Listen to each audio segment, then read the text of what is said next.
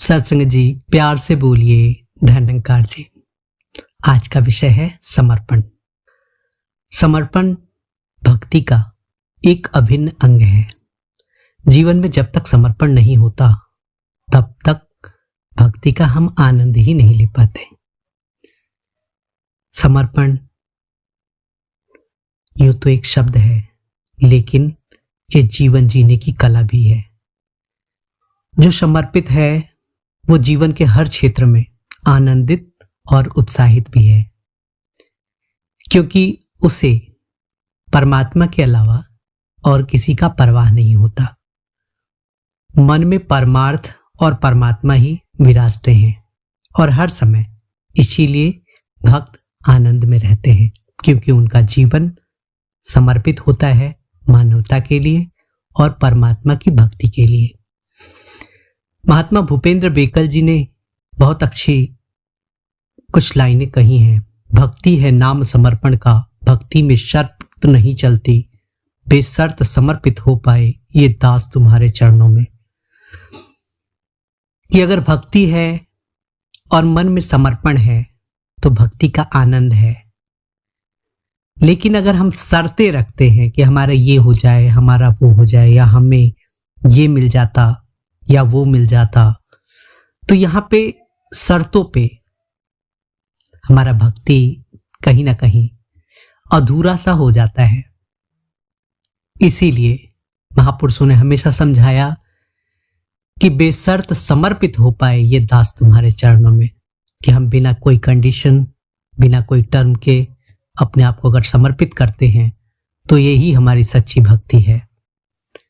महापुरुषों ने ये भी कहा है, जिस मन में श्रद्धा और समर्पण के भाव फूटते हैं वो मन ही भक्ति का आनंद लूटते हैं।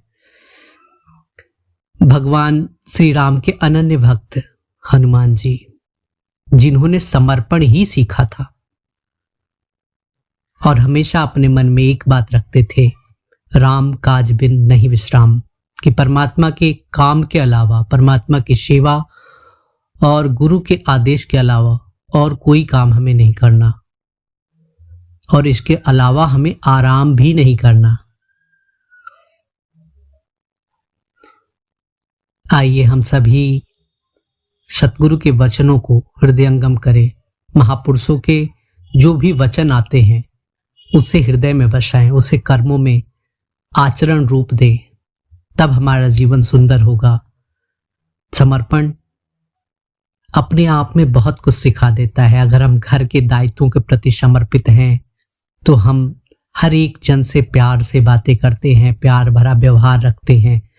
और अगर हम दफ्तर में समर्पण भाव रखते हैं तो दफ्तर का भी काम अच्छी तरह से मन से करते हैं। कभी दाएं बाएं ध्यान न देते हुए अपने काम के प्रति एकनिष्ठ होते हैं, और इससे हमारा खुद का मन भी शांत आनंदित रहता है, औरों को भी हम सुकून पहुंचाने वाले बनते हैं। समर्पण अपने आप में हमें बता देता है कि हमें कैसा जीवन जीना है, कैसा व्यवहार रखना है, कैसा हर एक पल को सुंदर बनाना है। आइए इस दिव्य गुण को हम सभी अपने जीवन में उतारें। ऐसे गुणों को अपना के ही हमारा जीवन सुंदर हो सकता है, हमारा लोक सुखी हो सकता है, हमारा परलोक भी सुहेला हो सकता है। इन दिव्य गुणों से हमें हमेशा जुड़े रहने के लिए सिर्फ और सिर्फ महापुरुषों के वचनों का अनुकरण करते रहना पड़ेगा। इसी शुभकामना के साथ दास आपसे इजाजत चाहेगा। प्यार से बोलिए धन्यकार जी।